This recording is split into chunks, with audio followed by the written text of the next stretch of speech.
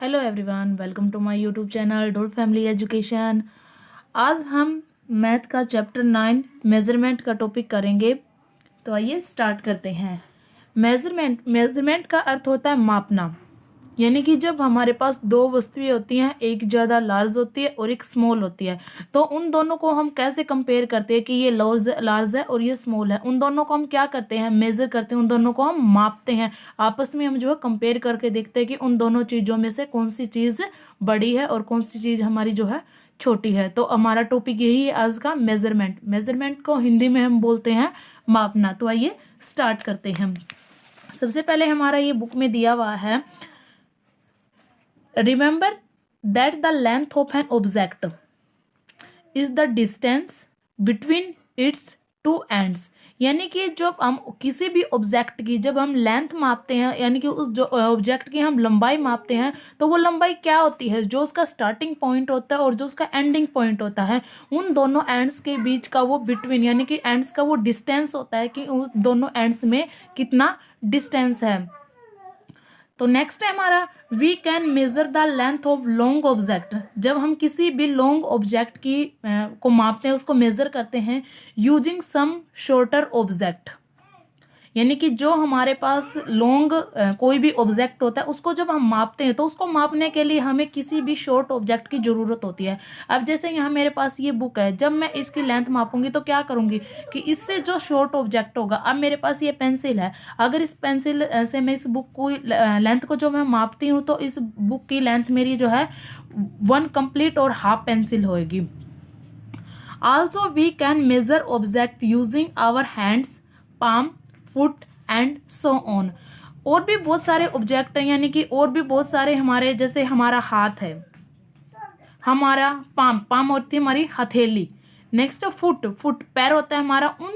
इन चीज़ों से भी हम किसी भी ऑब्जेक्ट को माप सकते हैं। लेकिन ये ऑब्जेक्ट जो इन ऑब्जेक्टों से जब हम किसी थिंग्स को या किसी भी वस्तु को मापते हैं, तो वो हमारा सिर्फ एक अनुमान पर आधारित होता है। तो जब जो हम अनुमान पर एक चीज को मापते हैं, तो उसको बोलते हैं हम नॉन स्टैंडर्ड यूनिट। जो हमारी मेजरमेंट होती है वो 2 टाइप्स की होती है। फर्स्ट होती है हमारी नॉन स्टैंडर्ड यूनिट और सेकंड होती है हमारी स्टैंडर्ड यूनिट। जो हमारे जो पहले के लोग होते थे, वो क्या करते थे कि उनके पास मापने के लिए कुछ एक एक्यूरेट चीज़ नहीं होती थी, तो वो क्या करते थे, वो जो भी हमारी नॉन स्टैंडर्ड यूनिट होती है, उसके द्वारा उस वस्तु का अनुमान लगाते थे कि उस वस्तु की लेंथ या उस वस्तु की मेजर कितनी होगी। तो वो नॉन स्टैंडर्ड यूनिट हमारी 4 टाइप्स की होती है। फर्स्ट होती है हमारी हैंड स्पेन। हैंड स्पेन जो हमारी थंब से लेकर जो हमारी शॉर्ट फिंगर होती है वहां तक होती है, तो उसको जब हम उस चीज को मापते हैं तो वो हमारी 1 हैंड स्पेन या 2 हैंड स्पेन बोला जाता है। नेक्स्ट होती है हमारी कबिट। एक बात और, जो हमारे पास शॉर्ट ही चीज होती है उसको हम हैंड स्पेन से मापते हैं।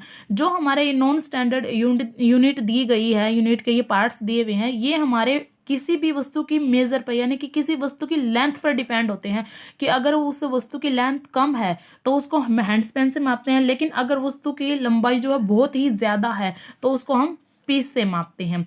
तो फर्स्ट है हमारा हैंड स्पेन। नेक्स्ट है हमारा कबिट। कबिट होता है हमारा जो हमारी एल्बो होती है वहां से लेकर जो हमारी शॉर्ट फिंगर होती है वहां तक, उसको जो हम मापते हैं तो उसको हम कबिट बोलते हैं।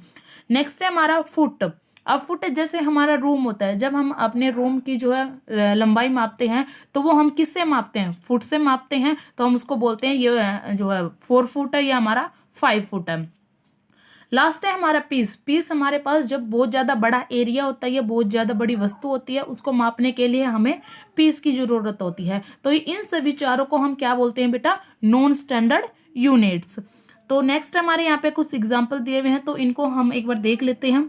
फर्स्ट है हमारा 9 पेपर क्लिप्स लॉन्ग। यहाँ पे पेंसिल दी हुई है, तो ये पेंसिल की लेंथ बताएगी कि ये पेंसिल है जो वो कितनी लंबी है।